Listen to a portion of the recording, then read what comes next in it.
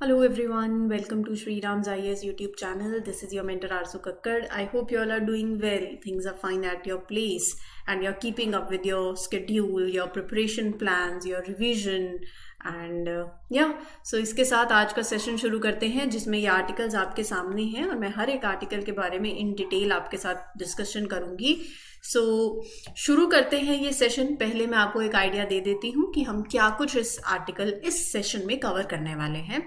तो यहाँ पर हम बात करेंगे hydrogen fuel cell ferry boat के बारे में. तो ये जो हमारा आर्टिकल है ये आपके प्रीलिम्स के पॉइंट ऑफ व्यू से भी है, मेंस के पॉइंट ऑफ व्यू से भी है, क्योंकि हाल ही में हमारे प्राइम मिनिस्टर ने ही फ्लैग्ड ऑफ इंडियाज फर्स्ट पहला indigenously build hydrogen fuel cell ferry boat. तो हाइड्रोजन फ्यूल सेल की जब मैं बात कर रही हूं तो यहाँ पर ये जो हाइड्रोजन सेल पावर्ड ये वाटरवे वेसल है ये इनलैंड है. इनलैंड मतलब जो इंडिया की जो इनलैंड जैसे वाटरवेज है ना वहां के लिए ये है और ये लॉन्च हुआ है अंडर हरित नौका इनिशिएटिव. तो बहुत सी बातें फिर हम इसके बारे में कवर करेंगे. हरित नौका इनिशिएटिव के बारे में बात करेंगे, जैसे कि मैंने आपको बताया था हम इस पे डिस्कस करेंगे, सिग्निफिकेंस लेंगे इसका, राइट. तो ये सारी बातें हमने इस पर्टिकुलर आर्टिकल में आज कवर करनी है. फिर उसके बाद एक अटायर है, ट्राइबल अटायर है, दैट इज रीसा, आप इसको जैसे प्रोनाउंस करें. तो ये इसको भी रिसेंटली जीआई टैग मिला है, तो तब ये सारी डिस्कशन होगी. जब इस आर्टिकल पे आएंगे आपको पता चल ही जाएगा. World banks women business and law index. तो ये आप मुझे देखो अपना थोड़ा सा कनेक्टिविटी खुद भी करो, या अगर आपने सिलेबस पढ़ा हुआ है तो आपको पता होना चाहिए कि कौन से सेक्शन से आप इसको लिंक कर सकते हो. कनेक्टिविटी खुद से लेकर आओ. कब तक वो स्पून फीडिंग पे रिलाई करोगे, है ना. तो देखो जरा कि किससे लिंक कर सकते हो. क्या जीएस पेपर 2 से लिंक कर सकते हो? जीएस पेपर 3 से कहीं लिंक होता है, पेपर 2 से होता है. तो कौन से वो सब टॉपिक्स हैं जहां पर आप ये ऐड कर सकते हो आपके, क्योंकि मेंस के लिए रेलिवेंट है, राइट. ग्लोबल रिसोर्स आउटलुक 2024 ये भी आपके मेंस के लिए रेलिवेंट है, प्रीलिम्स के लिए तो इंपॉर्टेंट है ही सही. आदिति स्कीम के बारे में पढ़ेंगे, जीएस पेपर 2 से लिंक कर सकते हो. और अमराबाद टाइगर रिजर्व के बारे में पढ़ेंगे जो कि आपकी प्रीलिम्स के पॉइंट ऑफ व्यू से इंपॉर्टेंट रहेगा. ये सारे आर्टिकल्स हम इस पर्टिकुलर सेशन में कवर करने वाले हैं. अब जैसे आपका लेट्स से इंडिया का पहला इंडिजीनियस हाइड्रोजन फ्यूल सेल फेरी है, मैं इसके बारे में बात करती हूँ आपसे. तो अच्छा, इसके बारे में बाद में बात कर लेंगे, पहले अमराबाद टाइगर रिजर्व डिस्कस कर लेते हैं क्योंकि ये आर्टिकल पहले आ गया है हमारे पास. तो let's talk about it. Session अच्छा लगे तो please make sure that you mark your attendance by liking the lecture. Share कर सकते हो with your friends, let others know about it, है ना, so that we have an extended family. सबको पता हो इस सेशन के बारे में.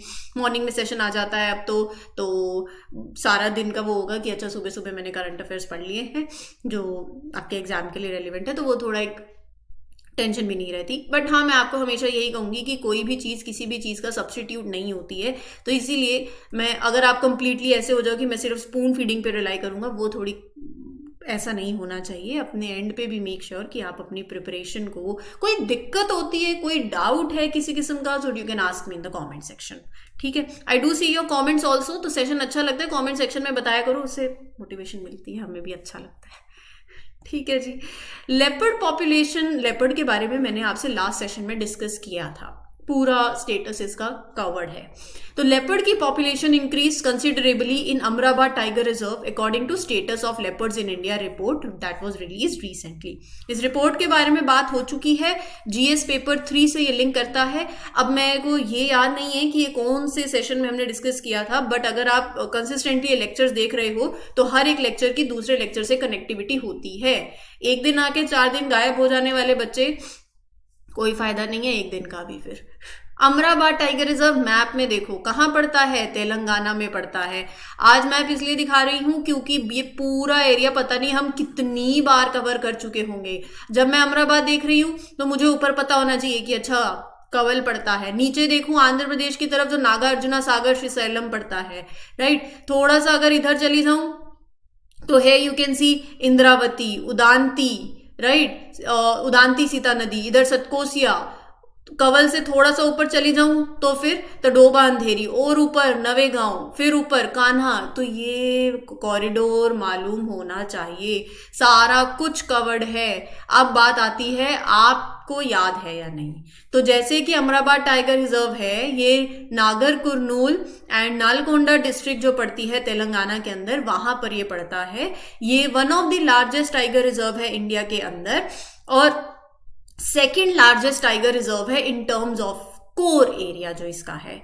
पहले ये देखो, आप इसको थोड़ा सा मैप क्लीन करते हैं आपके लिए, ऐसे ही मैप में खुद से लोकेट करना है अब आपको, ठीक है। पहले नागार्जुना सागर श्रीशैलम इसके नीचे पड़ता है, पहले ये इसका पार्ट था, so it was a part of Nagarjuna Sagar Srisailam tiger reserve. लेकिन बाद में जब देखो तेलंगाना अलग हुआ तो पोस्ट स्टेट बाइफर्केशन जो नॉर्दर्न पार्ट था रिजर्व का वो तेलंगाना स्टेट में एंटर हो गया और उसका अमराबाद टाइगर रिजर्व नाम दे दिया, ठीक है जी। और सदर्न पोर्शन तो फिर उसको हम NSTR जो है वो बुलाने लगे, जो कि आंध्र प्रदेश में ही पड़ता है, राइट। सो ये जो टाइगर रिजर्व है Amrabad tiger reserve, it covers a part of Nallamala forest and is home to variety of flora and fauna. तो यहां पर मैं मेजर रिजर्वॉयर्स की बात करूं तो Srisailam dam, Nagarjuna Sagar dam, they are fed by river Krishna. तो कृष्णा नदी ध्यान में रखनी है आपको, इससे जुड़ी हुई है। मेजर रिजर्वॉयर्स जो हैं इसके, ये सारे रिजर्वॉयर्स, ये dams, they are fed by which river? Krishna river. तो and it's several perennial streams also जो कि इस टाइगर रिजर्व से ओरिजिनेट होती हैं। फ्लोरा की बात करूं तो डेंस ग्रास है that occurs in 30% of the area और बाकी it is scattered in an additional 20% also. Plants और एनिमल्स की बात करूं तो टाइगर, लेपर्ड, वाइट, क्योंकि अभी लेपर्ड की पॉपुलेशन ही बढ़ी है, लेपर्ड, टाइगर, इंडियन वॉल्फ और कुछ अदर बर्ड स्पीशीज भी हैं, ईगल, पीजन, कुकूल, वुड पेकर्स। तो ये सारी स्पीशीज आपको देखने को मिलेंगी, ठीक है जी। मैप में खुद से भी लोकेट करना, नहीं तो बातें अधूरी रह जाएगी। अगला आर्टिकल जो आपका है, जब मैं इसके बारे में बात करती हूँ, पहला, अच्छा मैंने आपको कॉन्टेक्स्ट बता दिया। देखो, इंडिया का पहला इंडिजीनियस हाइड्रोजन फ्यूल सेल ये फेरी जो है बोट, ये हमारे प्राइम मिनिस्टर ने इनॉग्रेट करी। आपके दिमाग में कैसे सवाल आने चाहिए? हाइड्रोजन फ्यूल सेल क्या होता है? हरित नौका इनिशिएटिव के it is launch under this initiative, तो वो इनिशिएटिव आपको मालूम होना चाहिए, राइट। थोड़ा सा जब आप मैं हाइड्रोजन वाले सेक्टर की बात करती हूँ तो और क्या मन में आता है? हमारे जो नेशनल हाइड्रोजन एनर्जी मिशन है उसके बारे में। जीरो एमिशन की जब हम बात करते हैं तो हमारा क्या टारगेट है? इंटरनेशनल सोलर अलायंस, ये सारा एक ही कैटेगरी में चला जाता है फिर, ठीक है जी। तो आप इसको GS पेपर 2 से भी लिंक कर सकते हो, GS पेपर 3 से भी लिंक कर सकते हो। अब रही बात इस पर्टिकुलर आर्टिकल की, तो लेट्स डिस्कस। हाँ जी, now as per the points, the initiatives, तो ये जो इनिशिएटिव है इसका एजेंडा क्या है? सिंपल सी बात है, ये यही चाहता है कि हम हमारे जो मोड ऑफ ट्रांसपोर्टेशन हो वो भी इको फ्रेंडली हो on water bodies as well. तो ये एक सिग्निफिकेंट माइलस्टोन है अंडर दिस इनिशिएटिव, क्योंकि हम ये इंडिजीनियसली पूरा इसका इंडिया के अंदर ही हुआ है। सेल्फ रिलायंस की जब हम बात करते हैं तो यही बनी है, ये हरित नौका इनिशिएटिव का पार्ट है। एनवायरमेंट फ्रेंडली ट्रांसपोर्टेशन की जब हम बात कर रहे हैं वाटरवेज में, तो उसको प्रमोट करने का ये एक बेस्ट एग्जाम्पल है जिसमें हम ये लेकर आए हैं। ये जो फेरी बोट है, इट हैज बीन कंस्ट्रक्टेड कहां पर? कोचिन शिपयार्ड। ये क्या शो कर रहा है? इंडिया की कैपेबिलिटी, किस चीज की? To build such advanced vessels, वो भी डोमेस्टिकली। तो ये जो फेरी बोट है, this launch is a part of large project that involves in foundation stone laying for 17,300 crore project which includes outer harbor at VO Chidambaranar port. ये जो vessel की जब मैं बात कर रही हूँ that it is flagged off, ये की कंपोनेंट है। It is a component of a major programme that involve the foundation stone. तो हमने यहाँ पर हमारे मिनिस्टर जी ने, प्राइम मिनिस्टर जी ने फाउंडेशन स्टोन नींव रखी, जिसके अंदर 17,300 करोड़ का प्रोजेक्ट रहा है, जिसमें ये भी एक उसका कॉम्पोनेंट रहा, this building of completing this vessel, and it includes the outer harbor also at VO Chidambaram port. तो ये वेसल जो है ये कोचिन शिपयार्ड में बनी। It has been build at, importance मैंने आपको इसकी बता दी, इनलैंड वाटरवेज। इनलैंड मतलब हमारी लैंड के अंदर वाले waterways, right. So it will make your urban mobility smooth, easy through inland waterways. और ये ऑब्वियसली एक जगह से दूसरी जगह जब आप जा रहे हो इनलैंड वाटरवेज, और क्लीन एनर्जी का उसमें you are embracing that also, and it is aligning with your net zero commitments also, है कि नहीं? ठीक है। तो ओवरऑल ये जो लॉन्च है of India's first hydrogen fuel cell powered ferry boat. It is a very, I would say, pioneering step towards embracing clean energy solutions, promoting sustainable transportation practices, right? So हरित Nauka initiative के बारे में पढ़ लेते हैं. Now as far as Harit Nauka initiative is concerned, इस initiative का focus है you develop eco friendly modes of transportation on water bodies. तो ministry of ports, shipping and waterways unveiled Harit Nauka initiative guidelines जनवरी 2024 के अंदर. और इस गाइडलाइंस के हिसाब से क्या है? इस गाइडलाइन के हिसाब से, इस गाइडलाइन के हिसाब से all the states have to make efforts to use green fuels for 50% of inland waterways based passenger fleets in next 1 decade and 100% by 2025. बहुत इंपॉर्टेंट लाइन है.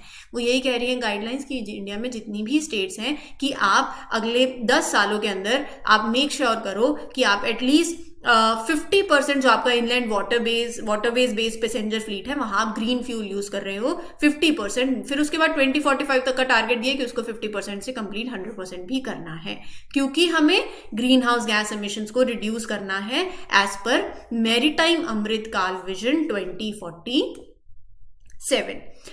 ग्लोबली बात करूं तो shipping industry is increasingly transitioning to green fuels. Transition हो रहा है due to environment regulations, sustainability goals, advancements in green fuel technology, right? So hydrogen and its derivatives are gaining attention for promising zero emission fuels for the industry. Obviously जब हम green hydrogen की बात करते हैं, क्या है green hydrogen? H2 electrolysis करी, hydrogen अलग. ये जो इलेक्ट्रोलिसिस करते टाइम आपने इलेक्ट्रिसिटी दी है that is coming from renewable source of energy, wind energy, solar energy. तो मेरे दिमाग में आ जाना चाहिए इंटरनेशनल सोलर अलायंस के बारे में. सोलर एनर्जी से ISL पे लिंक हो गए, कहाँ से कहाँ चले गए आप. ठीक है जी. तो हाइड्रोजन और उसके डेरिवेटिव्स इस टाइम पे दे आर गेनिंग अटेंशन, क्योंकि हमारा पर्पस क्या है? जीरो एमिशन फ्यूल्स का. हाइड्रोजन फ्यूल सेल की बात करूं तो they are clean, reliable, quiet and efficient source of high quality electric power. तो मैंने आपको बता ही दिया कि they use hydrogen fuel cell क्या है? They use hydrogen as a fuel, right, to derive the electrochemical process that produces electricity with water and heat as the only byproduct. Hydrogen is one of the most abundant elements on earth और एक alternate for clean fuel उसका best option है यहाँ पर. So it is one of the best zero emission solutions. ठीक है जी. तो little noise होती है, they can be use in challenging context as in hospital buildings. So ये पूरा एजेंडा है. टेल पाइप एमिशंस का मतलब the emissions of something such as gas और रेडिएशन इनटू द एटमॉस्फेयर. ये आप देख सकते हो, नॉट अ बिग इशू. अगले आर्टिकल पे चलते हैं.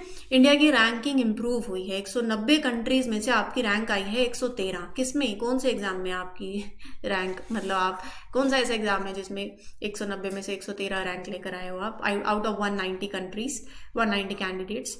तो वर्ल्ड बैंक की women business and law index. so world banks women business and law index से जुड़ा हुआ कौन है? वर्ल्ड बैंक है.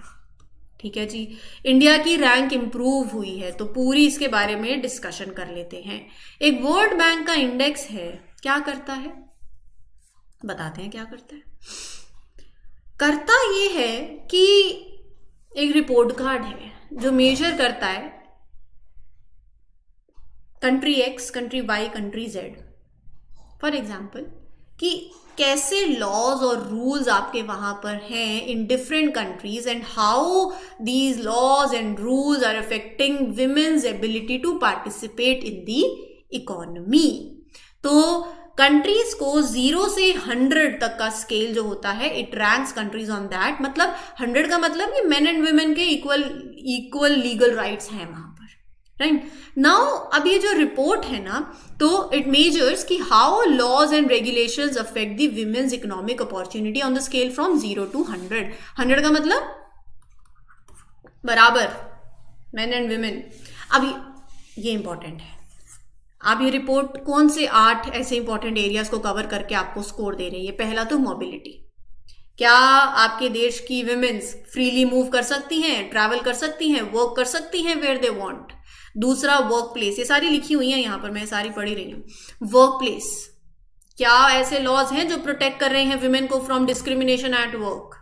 तीसरा पे, क्या विमेन को इक्वल पे मिलती है for equal work. Fourth one, marriage, are there laws that treat men and women equally in marriage. Fifth one, parenthood, are there laws and policies that support women who are mothers, who are pregnant? Entrepreneurship, are there laws that are helping or hindering women who want to start a business? Asset, क्या आपके देश की औरतें they can own and they can control property or assets? Pension, क्या women are entitled to equal retirement benefits? तो ये इन basis पे फिर कंट्री को रैंकिंग दी जाती है। So it understands how different countries are doing in terms of giving the women same legal rights, same opportunities. तो अगर कंट्री का स्कोर हाई है, इसका मतलब आप बहुत बढ़िया कर रहे हो, थम्स अप है। और इंडिया ने रिसेंट इंप्रूवमेंट दिखाई है और इंडिया की रैंक है 113 out of 190 countries. Still there is room for improvement, yes, but we have shown progress. ठीक है जी। अब रही बात इस इंडेक्स के कुछ हाइलाइट्स देख लेते हैं। ये जो रिपोर्ट है ये 10th एडिशन है इस बार का, मतलब काफी टाइम से it's been going on for a while and ये रिपोर्ट से पता चल रहा है कि कोई भी कंट्री को फुल स्कोर नहीं मिला है। परफेक्ट स्कोर किसी भी कंट्री ने, जब हमने इवैल्यूएट किया तो इंडेक्स में किसी का नहीं आया है, कि मतलब still women don't have equal right in any of these countries. There's work to be done everywhere. India की रैंकिंग की बात करूं तो it has improved. Indian women, according to the report, Indian women have about 60% of the legal rights that men have. इसका मतलब यही कि still many areas are there where women don't have same legal opportunities as men. लेकिन हाँ, there has been progress. Report shows कि still work needed to ensure कि women have equal rights and opportunities in the world, around in India and around the world. But you have shown progress, you are improving in that domain. So जो percentage है overall it is lower than the global average, that is 64.2%, that is global one, आपकी 60% है. कोई doubt होता है फिर भी पूछ लेना कमेंट सेक्शन में.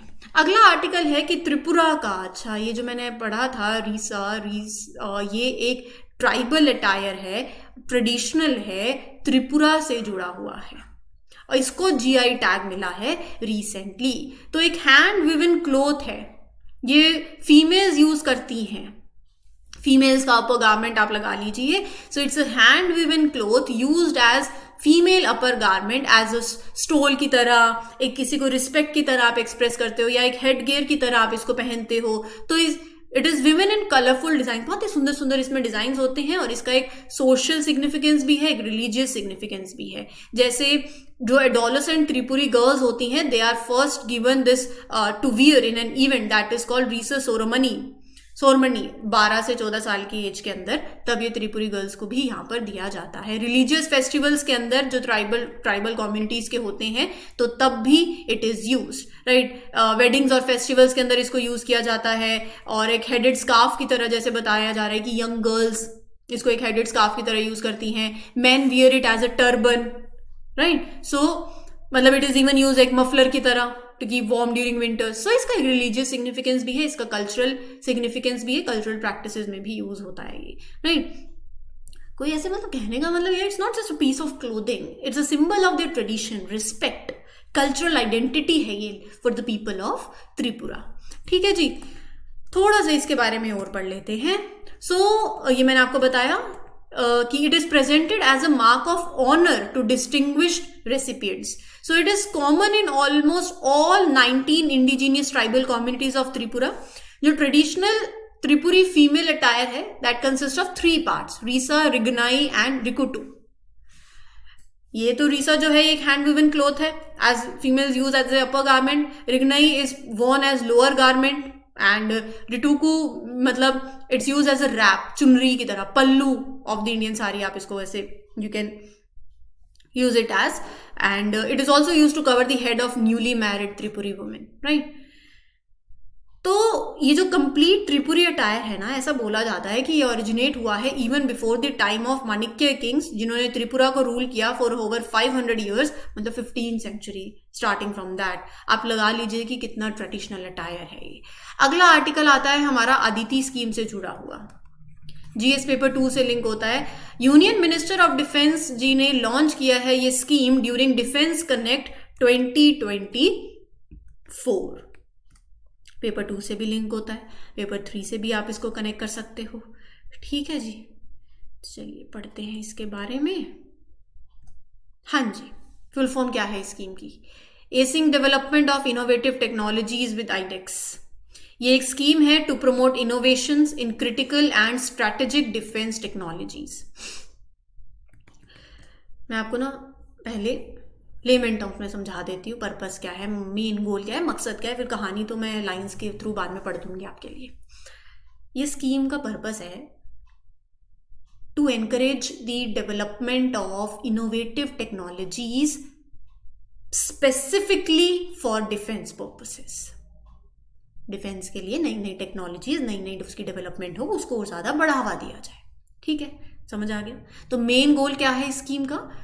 Is to work on around 30 advance technologies जो कि डिफेंस पर्पस के लिए बहुत क्रूशियल हैं, right? So it aim is to develop about 30 deep tech critical and strategic technologies. तो स्टार्टअप कंपनीज हमारा मेन फोकस है। तो इसके अंदर स्टार्टअप्स आर एलिजिबल जिनको ग्रांट मिलेगा, grant in aid of up to ₹25 crore, 25 crore तक का सरकार आपको ग्रांट इन एड देगी for their research, development, innovation endeavours in the defence technology. 750 crore की स्कीम की वर्थ है और टाइम पीरियड है 2023-24 से लेकर 2025-26। So it falls under innovations for defence excellence framework, iDEX of department of defence production. कौन सी ministry? Ministry of defence. IDEX सबको पता होगा, एक ऐसा प्रोग्राम है जिसका मकसद क्या है? डिफेंस टेक्नोलॉजी के अंदर डेवलपमेंट और आए, इनोवेशन और आए। So it is a part of this iDEX framework only. इसका एम है जो हमारी मॉडर्न आर्म फोर्सेस हैं और जो हमारी कैपेबिलिटीज हैं of the defence innovation ecosystem, उसमें अगर कोई गैप है उसको ब्रिज करना।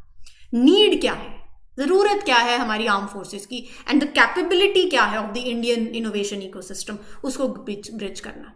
To develop technology watch tool, it will help you to identify कि आर्म फोर्सेस की जरूरत क्या है, and you will match them with your innovation, your capabilities within the defense innovation ecosystem.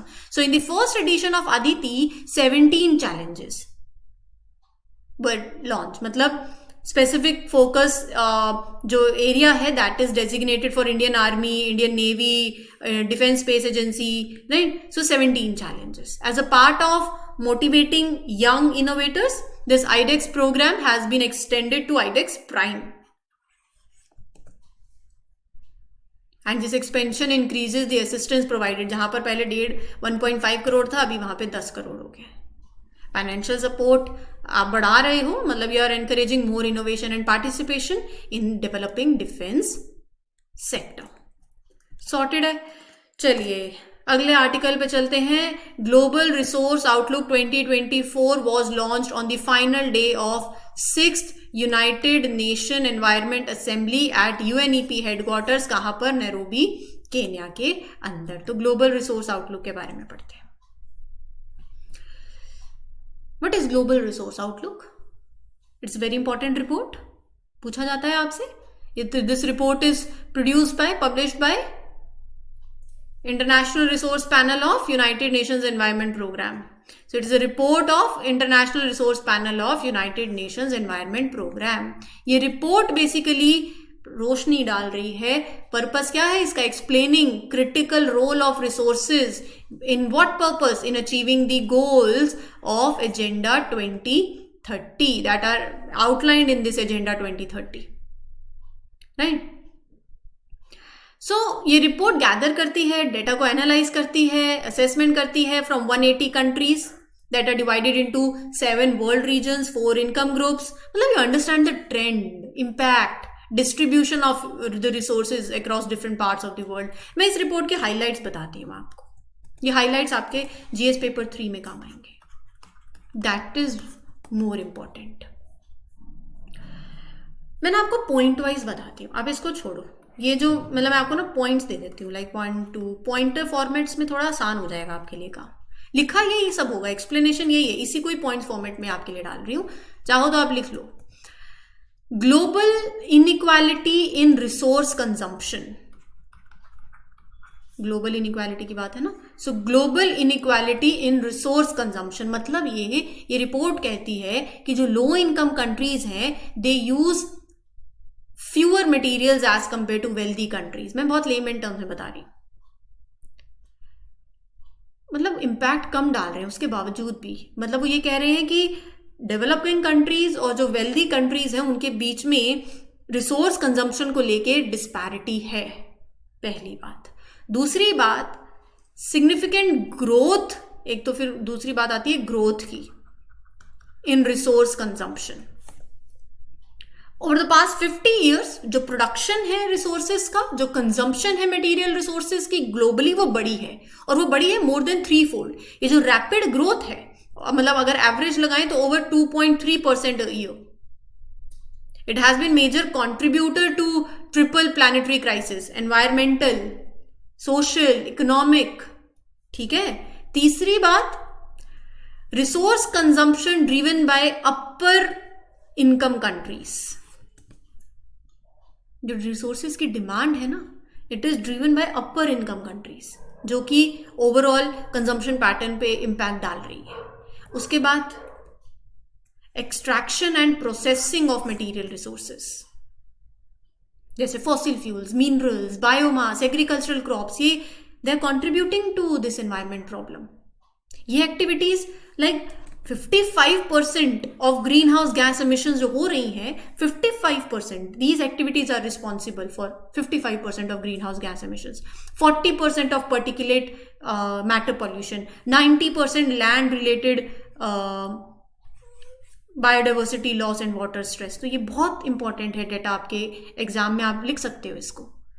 ये जो एक्सट्रैक्शन है और प्रोसेसिंग है फॉसिल फ्यूल्स की, मेटल्स की, नॉन मेटेलिक मिनरल्स की, they contribute 35% of global emissions.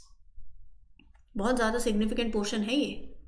और डिस्पाइट दीज अलार्मिंग स्टैटिस्टिक्स, ये रिपोर्ट सजेस्ट करती है दैट रिसोर्स एक्सप्लॉयटेशन ये बढ़ेगा अभी, it could increase by 60% from 2020 levels by 2060, मतलब it will reach 160 billion tons. और ये वरीसम ट्रेंड है, राइट, और ज्यादा रिसोर्सेज की डिप्लीशन और एनवायरमेंटल डिग्रेडेशन। ठीक है जी, तो ये था हमारा आज का सेशन। उम्मीद करती हूँ आपको चीजें क्लियर हो गई होंगी। कोई डाउट हो तो do ask me in the comment section. इस सेशन के लिए इतना ही। This is your mentor Aarzoo Kakkar signing off. Happy learning, all the best, take care, thank you.